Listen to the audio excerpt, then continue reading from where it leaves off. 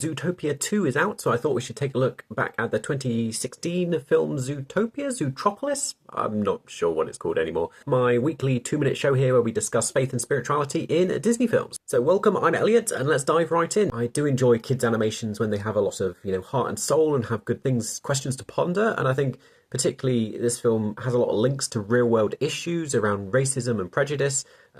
Probably even more so relevant now in the current climate in 2025 with the rise of a lot of far-right rhetoric. It's kind of more relevant and important than when it came out. But I think there's a lot here about a way of life, a lot more sort of practical exploration of themes around how do we live as a good society, around diversity and unity, and how can we build bridges with people who are different to ourselves and not create barriers. And this for me is a component of having a faith-centered worldview, having an inclusive way of life. But why don't we start with some themes that are quite common and prevalent in Disney films: following our dreams, persevering in the face of adversity, and Judy's desire not to give up in the story. I think it's very reminiscent of some of the other Disney princesses that we're familiar with, taking charge of our own destiny. Particularly makes me think of Tiana and Moana and Rapunzel and Merida particularly. Then of course there's the big theme around stereotypes in the film, and I like that Disney often doesn't shy away from tackling some of these topics. Prejudice and racism. I'm not best placed to talk about some of that sort of stuff as a white man, but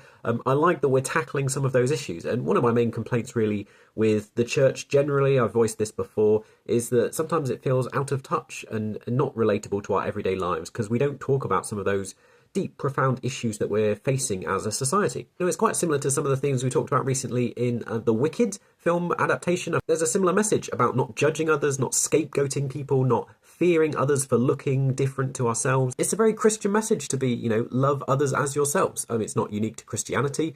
It's very prevalent in many faith traditions. Finally, the bit that I really love about this film, Judy sets a great example, I think, for living a Christian, a faith way of life. She's kind to others, helps others. She tries to break down those barriers and challenge the injustice that's happening in the world. She makes mistakes, but she learns and grows. But of course, it's her friendship with Nick that really helps him as a fox to find transformation in how he views himself, all through her belief that he has potential for good. Just, being loving to people and seeing them for who they are. She does her bit to change the world. And then, of course, at the end of the film, she has a little speech. That is the core message of it. Try to make the world a better place. Change starts with you. It's a very faith in action message. It might not be about spiritual growth so much, but I'd love to know what you think.